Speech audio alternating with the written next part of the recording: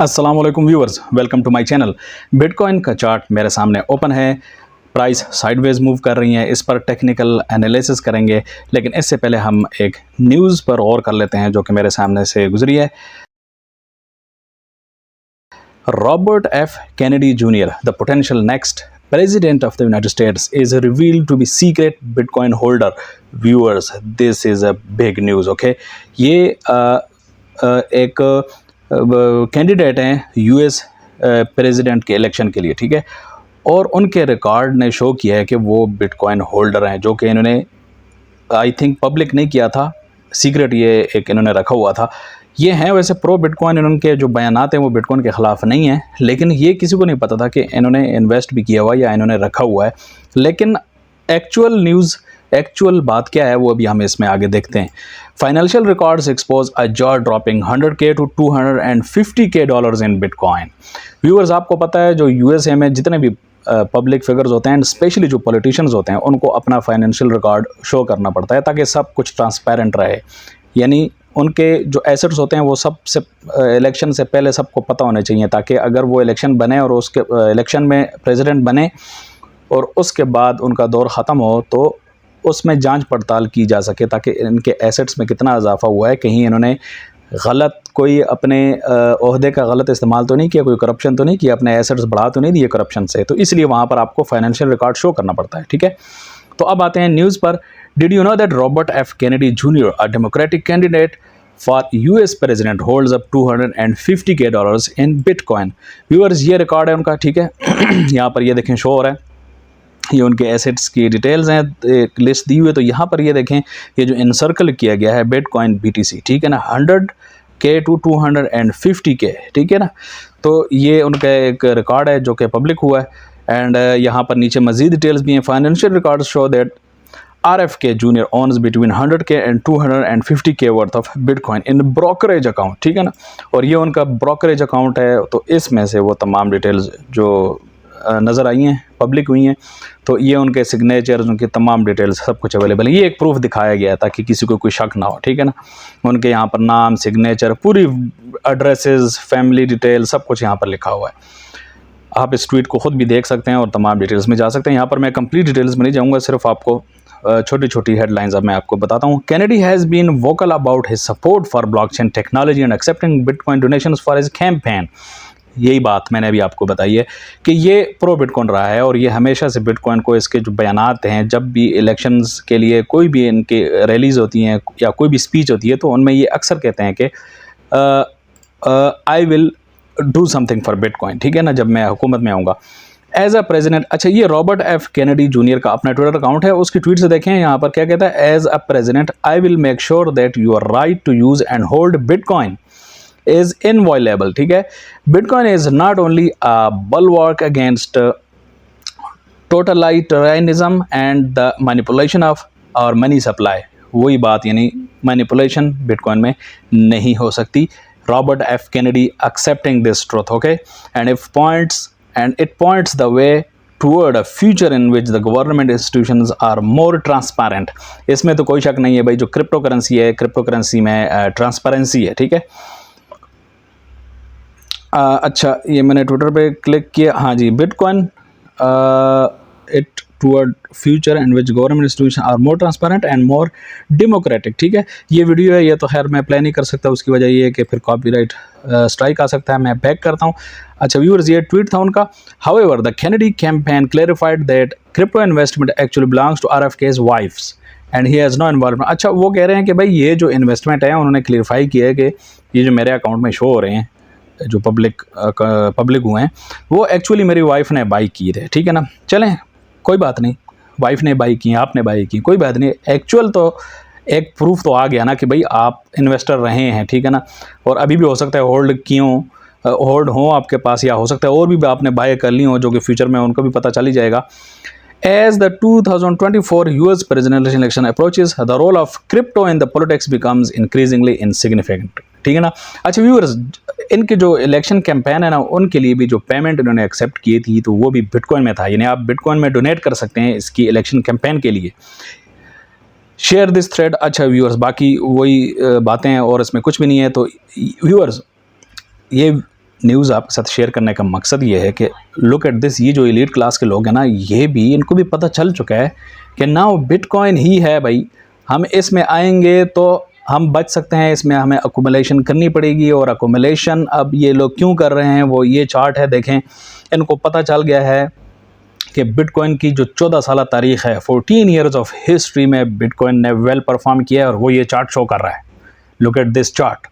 अब जब आप US डॉलर में अपनी बाइंग पावर को देखेंगे तो वो इस तरह नहीं है, वो इसके उलट है, वो उलट जा रहा है। यानी आपकी US डॉलर में आपकी बाइंग जो पावर है वो गिरती जा रही है, US डॉलर डिप्रिशिएट हो रहा है, ठीक है ना।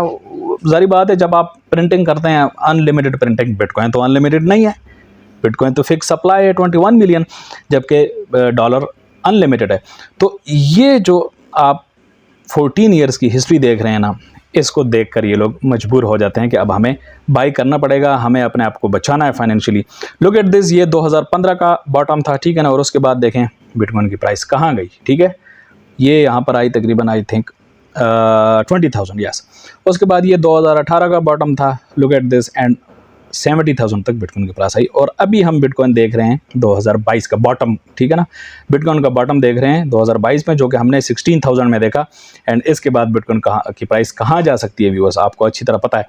तो व्यूअर्स, ये लोग अकोमुलेट कर रहे हैं, इनको पता है कि अब अकोमुलेशन के अलावा कोई दूसरा रास्ता नहीं है। और अकोमुलेशन का जो सबसे बड़ा सबूत है वो ये रहा, यू कैन सी व्यूअर्स, यानी पिछले 14 साल हिस्ट्री अगर बिटकॉइन की देखी जाए तो हमेशा जो एक्सचेंजेस पर सप्लाई वो इंक्रीज़ हुई है। ये देखें, ये ब्लू एरोस, ठीक है ना, यानी सप्लाई इंक्रीज़ होती रही है हर हाविंग से पहले। देखें, यानी सब माइन कर रहे हैं लोग, जो माइनर्स हैं वो भी सप्लाई एक्सचेंजेस पर भेजी जा रहे हैं, सेल कर रहे हैं। इसके अलावा और भी भेजी जा रहे हैं, सेल कर रहे हैं। लेकिन ये अब हिस्ट्री में फर्स्ट टाइम हो रहा है कि 2020 के बाद सप्लाई डिक्रीज़ हो रही है एक्सचेंजेस में। जो माइनर्स हैं वो भी बिल्कुल बेचने को तैयार नहीं है, ठीक है। और एक और ट्वीट भी मैंने आपको दिखाई थी व्यूअर्स, मैं आपको अभी दिखाता हूँ कि इतना बड़ा जो सेल प्रेशर आया था, लेकिन उसके बावजूद भी बिटकॉइन की प्राइस नहीं गिरी, जितनी गिरनी चाहिए थी वो नहीं गिरी। उसकी वजह ये कि बायर्स मार्केट में बहुत ज़्यादा हैं। ये रही व्यूअर्स वो चार्ट, ये मैंने आपको ये पहले भी दिखाया था, आज दोबारा दिखा रहा हूँ व्यूअर्स। ये जो मैं आपको बता रहा हूँ ना, ये इतने ज़्यादा मार्केट्स में बायर्स हैं, तो उसका इसके साथ रेलेवेंट बनता है। लुक एट दिस व्यूअर्स, इतने ज़्यादा सेलर्स, इतना ज़्यादा सेल प्रेशर आया है पिछले 1 वीक 2 वीक में, लेकिन बिटकॉइन की प्राइस साइडवेज में मूव कर रही है, ठीक है ना, मतलब ड्रॉप कर रही है, लेकिन इतना सिग्निफिकेंट ड्रॉप नहीं है। लुक एट दिस, ये बिटकॉइन का चार्ट है हमारे पास। बिटकॉइन की प्राइस देखें, इस एरिया में बहुत प्रेशर आया है, ठीक है ना। ये जो सेल प्रेशर है ना, ये वाला, ये इस एरिया का सेल प्रेशर है देखें, लेकिन जो बिटकॉइन की प्राइस है वो बिल्कुल हिलने का नाम नहीं ले रही। यही वजह है कि व्यूअर्स, अब इन लोगों ने अकोमुलेट करना है, ये बड़ी एलीट क्लास हैं, छुप छुप के कर रहे हैं, सीक्रेटली कर रहे हैं। ये मैं आपको बता दूं, इनमें से बहुत से लोग हैं जो बड़ी बड़ी कंपनीज़ हैं जो ETF के लिए भी आ रहे हैं, ये सब सीक्रेटली अकोमुलेट कर रहे हैं। और ये सबसे बड़ा प्रूफ है ये चार्ट, ठीक है। तो अब देखें व्यूअर्स, बिटकॉइन की प्राइस उसी तरह मूव कर रही है, साइडवेज में मूव कर रही है, ठीक है। मैंने आपको पिछले कई दिनों से बताया था कि बिटकॉइन की प्राइस साइडवेज पर मूव करेगी, और बिल्कुल उसी तरह मूव कर रही है, ठीक है व्यूअर्स। ये है 4 आवर का चार्ट, लेकिन 4 आवर चार्ट में अब मैं आपको बताऊं कि हम थोड़ा सा ओवरबॉट की रेंज में आ चुके हैं। ये देखें, ये एरिया हम RSI में हम ओवरबॉट की रेंज में हैं, तो इसलिए अभी 4 आवर के चार्ट पर हम थोड़ा सा रिस्की फेज़ में है, यानी यहाँ से हम डंप देख सकते हैं, ठीक है। इसी तरह अगर मैं आपको दिखाऊं आवरली चार्ट, तो आवरली चार्ट में भी look at this viewers, we are in the overbought area, ठीक है। हाँ, अलबत्ता अगर हम डेली चार्ट पर जाएँ तो डेली चार्ट में भी हम ओवरबॉट एरिया में, और यहाँ पर रिस्क ज़्यादा है, ठीक है ना। 4 आवर के चार्ट में ठीक है हम साइडवेज मूव कर रहे हैं, लेकिन यहाँ पर रिस्क ज़्यादा है क्योंकि ये थोड़ा सा लॉन्ग टर्म चार्ट होता है।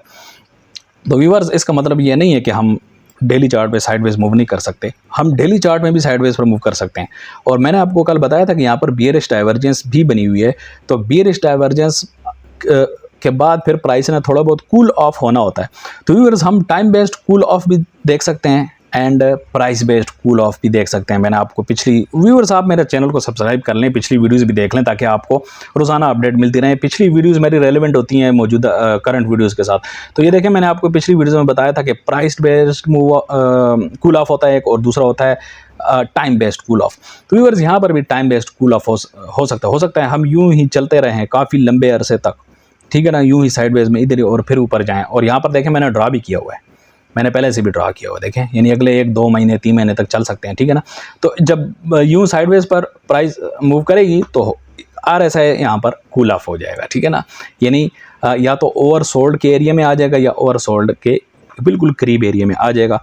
व्यूअर्स फिलहाल तो कोई सिग्निफिकेंट नज़र नहीं आ रही मूव, लेकिन फ्यूचर में बिल्कुल ऐसा हो सकता है व्यूअर्स। उसकी वजह ये है कि we are seeing a bearish divergence.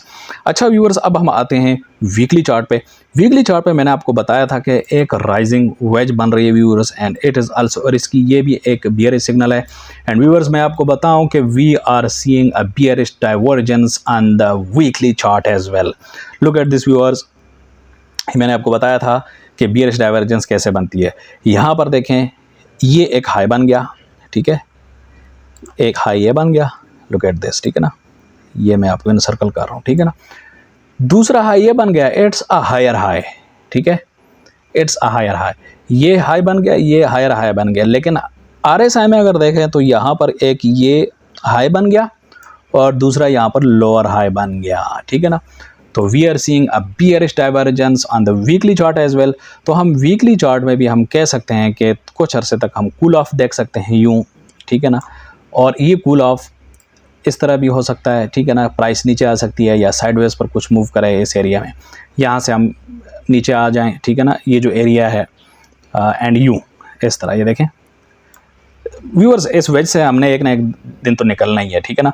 तो हम यूँ निकल जाएं और उसके बाद फिर शायद प्राइस हमें इस तरह का मूवमेंट नज़र आए, ठीक है ना, इस तरह, और फिर यहाँ RSI में भी हल्का हल्का साथ में ऊपर जाते जाएं। तो व्यूअर्स ये एक सिनेरियो हो सकता है, ठीक है। तो आपको मैं बता दूं कि शॉर्ट टर्म में हम डिप्स दे सकते हैं, but in the long term we are bullish, ठीक है ना। यानी हम बुलिश हैं, we are bullish but we are not ultra bullish, okay. आपको मैंने बताया कि हमें ये प्राइस तंग करके ऊपर जाएगी, लेकिन खूब छेड़छाड़ करेगी हमारे साथ और तंग करेगी, तो आप DCA करते रहें। ये थी आज की video, see you in the next video.